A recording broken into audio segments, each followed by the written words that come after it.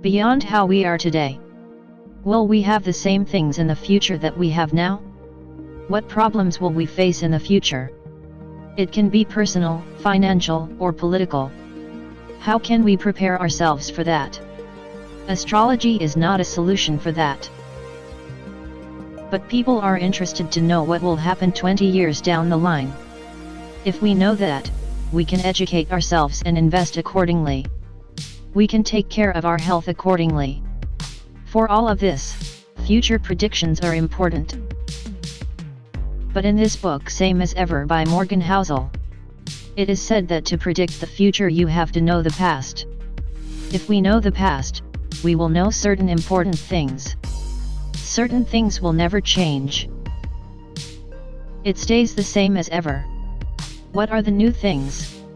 What will be the new ideas? What will be new technology? Beyond all this, if we know about the things that will never change, it will be very helpful for us. It is often said that change is the only permanent thing in this world. If you get to know about the things that will never change, you can be well prepared to handle your personal, financial, and professional future well.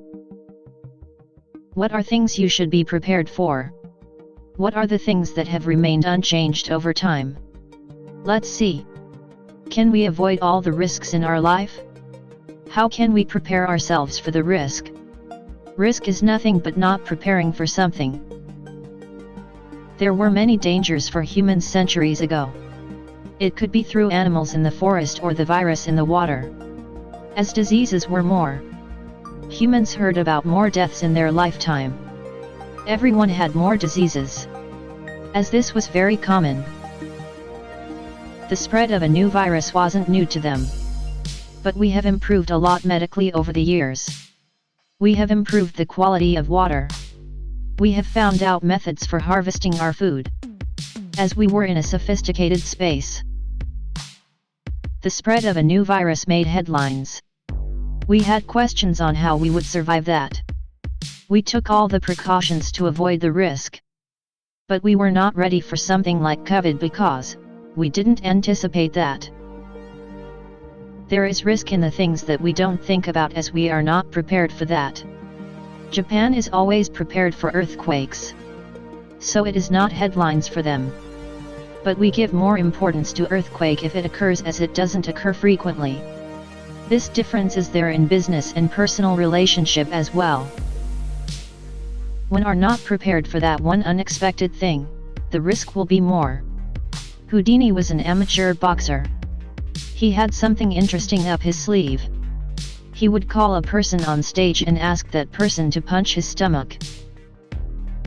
Even if he is punched by a huge person, he would still stand firm and strong. He was popular for this. He did this with many people. But one boy punched him unexpectedly, and Houdini died the next day.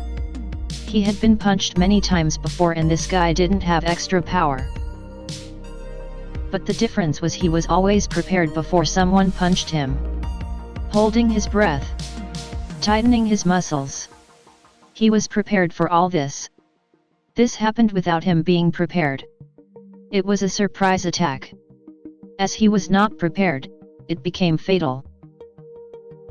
The risk will seem more to us when something for which we are not prepared happens unexpectedly at an unexpected time. Preparing for something unexpected is not possible. Whatever happens, we will attain growth. History is proof of that. Nothing is completely negative. There is growth in everything. The inventions in a war will be faster than ordinary inventions, as there is no pressure. When Amazon was new, it was a threat to a lot of supermarkets, as everything was available online and a person doesn't have to step outside. A section of people thought that this was a threat to their job. But on the other hand, something which could be made at home could also be bought on Amazon. I can become an entrepreneur. Was it possible earlier? Was I able to step outside despite the commitments at home? Will there be buyers for the product that I created? Will I be able to put up a shop? Where will I put it and what will be its rent? And I can also list my products on Amazon. which will bring in potential buyers. When buyers like the product, it will become a bestseller. Something which was not possible becomes possible due to technology. It has its own downside. But technology always has its own plus.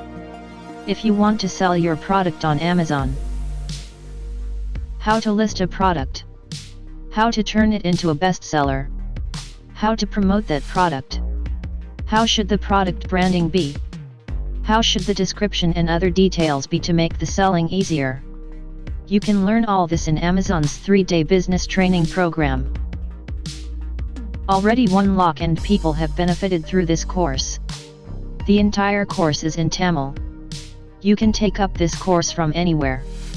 A person with 5 to 8 years of experience can learn how to sell the product on Amazon to run the business.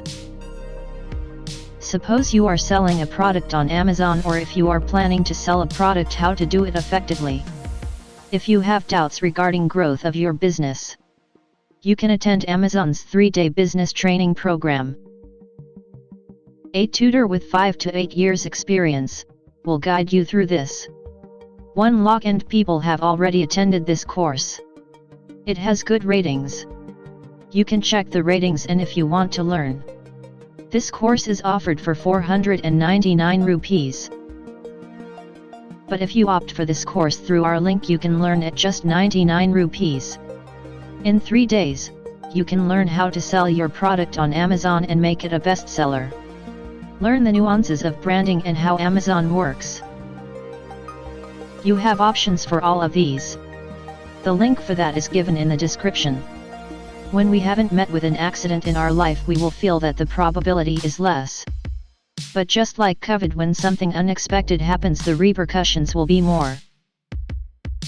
So, sometimes we do not put on a seatbelt or wear a helmet because we have not met with an accident. Accident hasn't happened to anyone I know. Then how will it happen? That is exactly why it could happen. That is why it is called an accident. The author talks about things from the financial perspective. Even in terms of finance, no one can assure you that you won't face any problem. If you are saving a lot, save until it pains. You think saving 5,000 rupees would make you save for the future? Make it flexible. Push it to 7,000 rupees. You have saved 5,000 rupees as per your prediction. Even if something unexpected happens, flexibility will help you handle things better.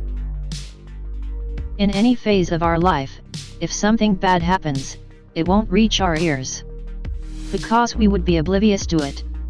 Even if it reaches our ears, we will ignore, or we will choose to deny it. Then we will realize that it's happening and there will be fear.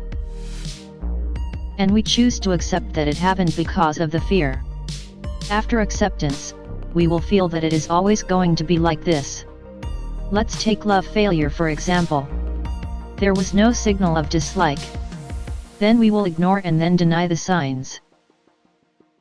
After acceptance, there is fear that the person might leave.